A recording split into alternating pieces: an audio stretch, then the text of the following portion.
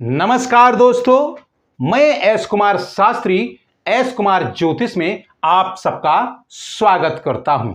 हमारे बहुत से सब्सक्राइबर का ये कमेंट था, यानी कि उनकी ये शिकायत थी कि मैं वीडियो नहीं बनाता हूं, यानी कि कैमरे पर सामने आकर वीडियो नहीं बनाता हूं। अब मैं उनकी ये शिकायत दूर करता हूं और कैमरे के सामने आकर वीडियो बनाऊंगा। आगे भी अब जो मैं वीडियो बनाऊंगा वो कैमरे के सामने आकर ही बनाऊंगा। तो आज हम बात करेंगे लग्न और लग्नेश कब शुभ फल देते हैं और कब अशुभ फल देते हैं। आइए इस विषय पर बात करते हैं। यदि लग्न भाव में, यानी कि इस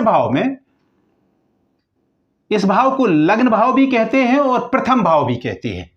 यदि इस भाव में पाप ग्रह बैठे हो, यानी कि मंगल, शनि या राहु बैठा हो, या फिर इस पर पाप ग्रहों की दृष्टि पड़ रही हो, यानी कि शनि मंगल राहु सप्तम भाव में बैठे हो और लग्न को देख रहे हो, और लग्न पर शुक्र बुध और गुरु इनकी दृष्टि ना पड़ रही हो।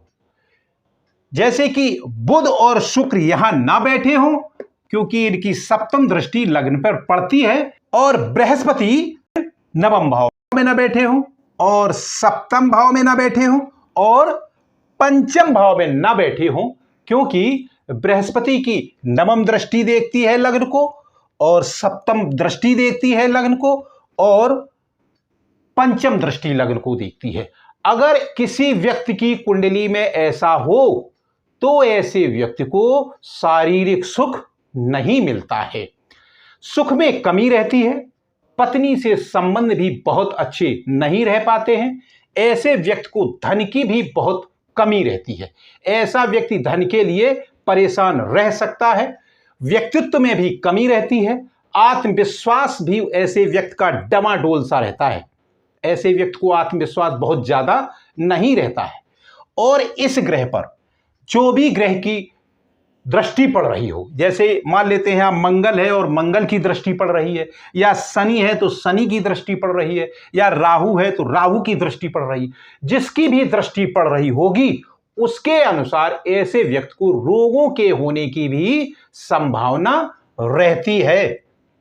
और यदि लग्न भाव पर पाप ग्रह बैठा हो और वह शत्रु राशि में हो या नीच राशि में हो और उसके दोनों तरफ पाप ग्रह बैठे हों, यानी द्वितीय भाव में भी पाप ग्रह बैठा हो और द्वादश भाव में भी पाप ग्रह बैठा हो, तो ऐसे व्यक्ति को कारावास अवश्य होता है। जैसे मान लेते हैं सिंह लग्न की कुंडली है और यहां पर शनि बैठा है और द्वितीय भाव में मंगल बैठा है। मंगल चतुर्थ भाव और नवम भाव का यहां स्वामी है, यानी चतुर्थ भाव और नवम भाव का स्वामी होकर मंगल द्वितीय भाव में बैठा हो और राहु द्वादश भाव में बैठा हो, तो यहां पर लग्न जो होता है वो पाप ग्रहों के बीच में हो जाता है, यानी इसको पाप कत्री दोष भी कहते हैं। ऐसे व्यक्ति को कारावास यानी कि जेल होने की पूरी संभावना होती है।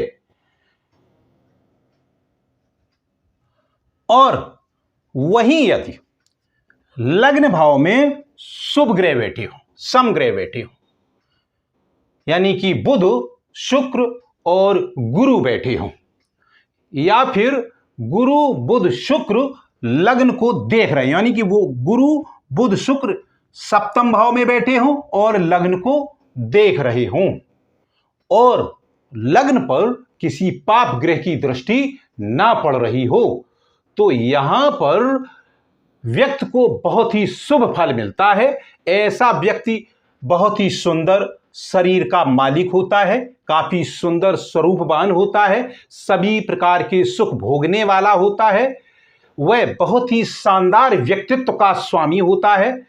ऐसा व्यक्ति काफी धनी, सभी सुख भोगने वाला, तेजस्वी, पत्नी के सुख से ओतप्रोत होता है और ऐसे व्यक्ति की पत्नी भी बहुत ही सभ्य, सुशील और शिक्षित होती है। अभी तक हमने जाना यदि लग्न में शुभ ग्रह हो या उनकी दृष्टि हो तो शुभ फल होता है, यदि पाप ग्रह हो और उनकी दृष्टि हो तो ऐसे व्यक्ति को अशुभ फल प्राप्त होते हैं। अब जानते हैं लग्नेश के बारे में। तो इसके लिए एक कुंडली लेते हैं। एक मेष लग्न की कुंडली लेते हैं। अब मान लेते हैं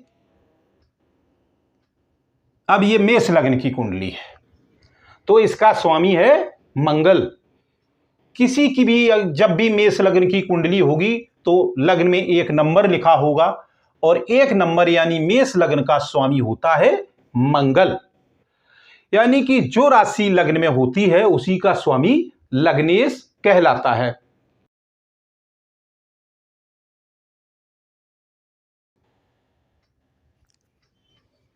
तो यदि लग्नेश मंगल इस कुंडली में राहु के साथ बैठा हो या फिर राहु शनि या सूर्य के साथ बैठा हो या फिर राहु शनि सूर्य की दृष्टि पड़ रही हो, जहां पर मंगल बैठा हो उस पर राहु शनि या सूर्य की दृष्टि पड़ रही हो, या फिर लग्नेश यानी कि मंगल त्रिक भाव में बैठा हो। त्रिक भाव होते हैं छठवां भाव, आठवां भाव और 12वें भाव को त्रिक भाव कहते हैं। या फिर मंगल कर्क राशि में बैठा हो। अब यहां पर मेष लग्न की कुंडली में कर्क राशि होगी चतुर्थ भाव में, तो यदि मंगल चतुर्थ भाव में बैठा हो या फिर वह अपनी शत्रु राशि में बैठा हो, जैसे कि मान लेते हैं को 11वें भाव में बैठा है तो वह शत्रु राशि में बैठा है, यानी कि शनि की राशि मंगल की शत्रु राशि होती है। यदि लग्नेश ऐसे भावों में बैठा है, ऐसे ग्रहों के साथ बैठा है तो ऐसे व्यक्ति को शारीरिक सुख नहीं मिलता है।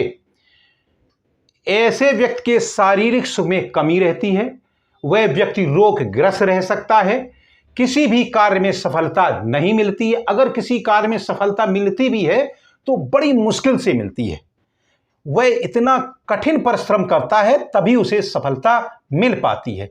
यहां बैठा लग्नेश खास तौर से यदि वो अष्टम भाव में हो तो बहुत ज्यादा संघर्ष कराता है। यदि वह शत्रु राशि में हो तब भी यहां पर लग्नेश यदि मंगल शत्रु राशि में है तो ऐसे व्यक्ति को बहुत ही अधिक परिश्रम करना पड़ता है तभी सफलता मिलती है। यहां पर बैठे मंगल की वजह से व्यक्ति के शत्रु भी बढ़ जाते हैं, परेशानियां बढ़ जाती हैं, पत्नी से भी संबंध खराब हो जाते हैं, क्योंकि लग्नेश जब भी त्रिक भाव में जाता है, नीच राशि में जाता है या फिर पाप ग्रहों के साथ बैठता है, शत्रु राशि में जाता है, तो ऐसे व्यक्ति के पत्नी से भी संबंध खराब हो जाते हैं और दोस्तों से भी संबंध खराब होते हैं, बिजनेस व्यापार में भी बहुत परेशानी हो जाती है। मगर यहीं पर एक चीज और होती है, यदि त्रिकोण भाव में यानी कि लग्न में पंचम भाव में और नवम भाव में शुभ ग्रह बैठे हो, यानी गुरु बुध और शुक्र बैठे हो, तो इसके फल अलग भी हो सकते हैं, यानी कि तो इस कुंडली में फल अलग होते हैं। वहीं यदि लग्नेश केंद्र भावों में बैठा हो, यानी कि लग्न में बैठा हो, चतुर्थ भाव में बैठा हो, सप्तम भाव में बैठा हो या दसम भाव में बैठा हो, या फिर त्रिकोण भाव यानी कि पंचम भाव में बैठा हो या फिर नवम भाव में बैठा हो, और या फिर वह उच्च राशि, हालांकि वह मकर राशि में उच्च होता है, तो यदि वह अपनी उच्च राशि में बैठा हो तो ऐसा व्यक्ति का जीवन बहुत ही सुखमय होता है, सुखमय रहने वाला होता है, पत्नी से संपूर्ण सुख प्राप्त होता है, सभी प्रकार का शारीरिक सुख मिलता है, घर गाड़ी वाहन का आदि का सुख मिलता है और यदि कुंडली में सूर्य बलवान हो तो ऐसे व्यक्ति को सरकारी नौकरी भी अवश्य मिलती है। व्यक्ति सभी प्रकार के सुख सुविधाओं से संपन्न होता है। ऐसा व्यक्ति समाज में भी बहुत अधिक सम्मान पाने वाला व्यक्ति होता है। और वहीं यदि लग्नेश मंगल केंद्र भाव में बैठा हो, यानी कि अभी बताया मैंने कि प्रथम भाव में, चतुर्थ भाव में, सप्तम भाव में और दसम भाव में बैठा हो, या त्रिकोण भाव में बैठा हो, यानी पंचम या नवम भाव में बैठा हो, और वह गुरु बुध या शुक्र के साथ बैठा हो, गुरु बुध शुक्र के साथ केंद्र या त्रिकोण में बैठा हो, तो ऐसे व्यक्ति की उम्र बहुत लंबी होती है। ऐसा व्यक्ति बहुत ही बुद्धिमान, दीर्घायु, सरकार से संबंध रखने वाला, सभी प्रकार के सुख भोगने वाला, सभी तरह से संपन्न, और ऐसे व्यक्ति को संतान सुख भी पर्याप्त प्राप्त होता है, यानी संतान सुख से संपन्न होता है। तो यह थे लग्न और लग्नेश के कुछ योग, उनके शुभ और अशुभ फल। यह वीडियो यहीं तक, फिर मिलेंगे अगले वीडियो में। नमस्कार।